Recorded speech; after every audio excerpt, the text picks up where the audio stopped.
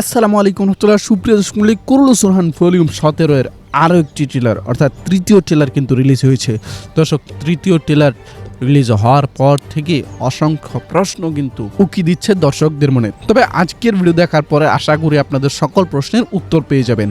বিশেষ করে ফ্লাভিয়াস কি মারা যাচ্ছে কিনা এই বিষয়টাও আজকের ভিডিওতে আলোচনা করার চেষ্টা করব। সুপ্রিয় দর্শক মণ্ডলী, কুরুলুস রোহান ভলিউম 17 এর তৃতীয় ট্রেলারে একেবারে শুরুতে দেখতে পাচ্ছি সুলতান শাহিন শাহ ওসমানীদের সিংহাসনে হাত রেখেছেন এবং তিনি বলতেছেন এক সিংহাসন কখনো দুই সুলতান বা দুজনের শাসন মেনে নেয় না। শাহিন সাহেব মূলত এই কথাগুলো আবচিবেকে বলতেছেন, আর এই কথার মাধ্যমেই তিনি এই বিষয়টাও স্পষ্ট করেন যেহেতু দুজনের শাসন মেনে নেয় না এক সিংহাসন, সেহেতু যে কোনো একজনকে সরে যেতে হবে, আর সেটা হলো ওরহান। মানে সুলতান ওরহানকে মেরে ফেলার চূড়ান্ত সিদ্ধান্ত হয় তাদের এই কথোপকথনের মাধ্যমেই। তো এরপরে সিনে যেটা দেখতে পাচ্ছি সেটা হচ্ছে কমান্ডার ফ্লাভিয়াস দাঁড়িয়ে আছেন, আর তখন ওই পিছন থেকে হঠাৎ করে কেউ একজন তাকে আঘাত করেছে। কে আঘাত করেছে? আঘাত করেছে আমার যতটুকু মনে হচ্ছে ইগিত বে। আর এই সিনটা হচ্ছে বুরসার সিন। ফ্লাভিয়াস যখন ফাতেমা খাতুনের সাথে বুরসায় ওসমানীদের সিংহাসন উদ্ধার করতে আসবেন, সাথে তখন ওরহান বেও থাকবেন, ঠিক তখনই কিন্তু পিছন থেকে আঘাত করা হবে ফ্লাভিয়াসকে। তো ফ্লাভিয়াসের বিষয়টা সামনে আবারও আসবে, তখন আমরা আরো বিস্তারিত আলোচনা করব। তার আগে দেখতে পাচ্ছি শাহিন সাহেব বলতেছেন বুরসার একমাত্র শাসক আমিই হব। প্রথম ট্রেলার এবং দ্বিতীয় ট্রেলারের মতো তৃতীয় ট্রেলারও কিন্তু কারেসিদের বন্দরের সেই সিনটাকে আবারও দেখানো হচ্ছে। ওরহান বেগ ঘোড়া নিয়ে দৌড়াচ্ছেন, আর এই দৌড়ানোর সিনটা কারেসিদের বন্দর থেকে ফেরার সময়কার সিন। তো ট্রেলারে এরপরে সিনে দেখতে পাচ্ছি এবার কারেসি দেমিরহানবে নতুন বাইজেন্টাইন কমান্ডার আন্দ্রেয়াস, পাশাপাশি ডাফনে দাঁড়িয়ে আছে, তারা এটা ইজনিকে দাঁড়িয়ে আছে। এখানে দাঁড়িয়ে তারা সুলতান ওরহানের বিরুদ্ধে পরিকল্পনা করছে। মানে প্রিন্সেস আসপুরচা একদিকে চলে গেছে, আরেকদিকে চলে গেছে আন্দ্রেয়াস ডাফনেরা। মানে বাইজেন্টাইনদের মধ্যেও দুটো বাঘ হয়ে গিয়েছে। এখানে কারেসি দেমিরহানবে বলতেছেন এই ভূখণ্ডে আমাদের লক্ষ্যে পৌঁছানোর জন্য ওরহানকে শেষ করে দেওয়াটা আমাদের জন্য সবচেয়ে বেশি জরুরি। তো এদিকে শাহিন সাহেব এবং তার সৈন্য দ্বারা যখন সুলতান ওরহান কণ্ঠাসা হয়ে গিয়েছেন, তখন তিনি বলতেছেন আমাকে হত্যা করে তুমি আমার সিংহাসনে বসতে চাও শাহিন শাহ? জবাবে শাহিন সাহেব ওর বলতেছে হ্যাঁ অবশ্যই বসবো। আর ওরহান বে বলতেছেন আমার শরীরের শেষ রক্তবিন্দু পর্যন্ত চলে গেলেও আমি তোমার এই বিশ্বাসঘাতকতার মূল্য চোকাতে বাধ্য করব। তো এরপরে সিনে দেখতে পাচ্ছি ফাতেমা খাতুন, আলাউদ্দিন বে, সুলতান ওরহান তারা সবাই বুরসাতে ফাইট করতেছে। তারা বুরসা আসার পর তাদেরকে প্রতিরোধ করার চেষ্টা করবে শাহিন সাহেব, এবং এখানে বুরসাতে শেষ পর্যন্ত কিন্তু শাহিন সাহেব লড়াইয়ে হেরে বুরসা থেকে পিছু হটবেন, এবং বুরসা থেকে পিছু হটার পর ময়দানের মধ্যে শাহিন সাহেব এবং ওসমানীদের মধ্যে লড়াই হবে। তো আমরা দেখতে পাচ্ছি একেবারে কোণঠাসা হয়ে গিয়েছেন ওরহান বে। এখানে ওরহান বের সামনে দুটো পথ খোলা, একটা হচ্ছে হয় তিনি বন্দিত্ব গ্রহণ করবেন, আর নয়তো পাহাড় থেকে ঝাঁপ দিবেন। তো এই দুটো থেকে যে কোনো একটাকে বেছে নিতে হবে ওরহান বের। তো তিনি পাহাড় থেকে ঝাঁপ দিচ্ছেন প্রিন্সেস আসপুরচাকে সাথে নিয়ে। তো এখানে কি হবে, এখানে নিচে পানি থাকবে সাধারণত যেটা হয় আর কি।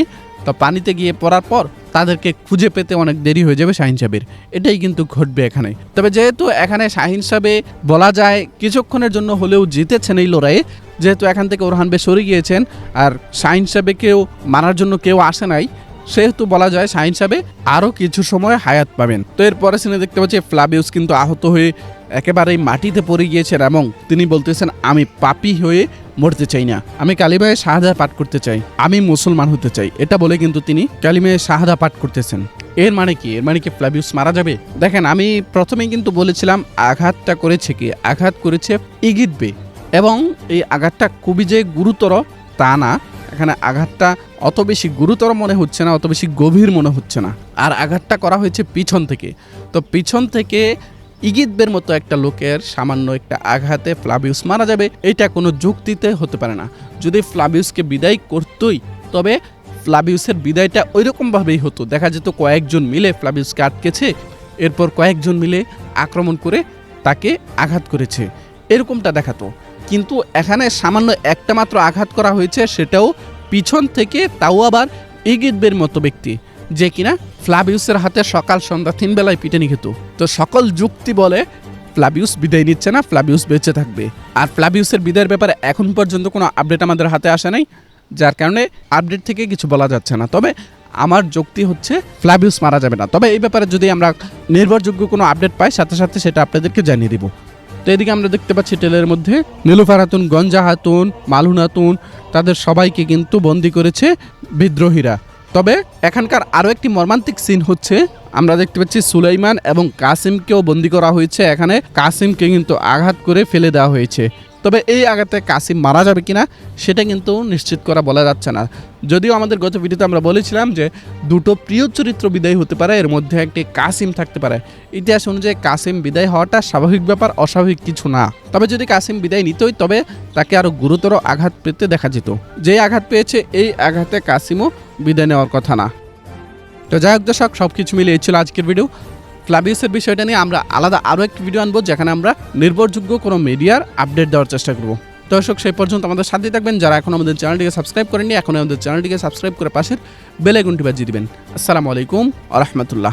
বিশ্বস্ততার আরেক নাম JM telecom. Earbuds, Bluetooth, smart watch, headphone সহ আরো অসংখ্য মোবাইল গ্যাজেট পাবেন আমাদের এখানে। আমাদের ফেসবুক পেজ অথবা স্ক্রিন দেওয়া হোয়াটসঅ্যাপ নাম্বারে যোগাযোগ করে কোনো প্রকার অগ্রিম পেমেন্ট করা ছাড়াই সারা বাংলাদেশের যে কোনো প্রান্ত থেকে একদম ঘরে বসেই আমাদের পণ্যগুলো কিনতে পারবেন। বিশ্বস্ততার আরেক নাম জেএম টেলিকম।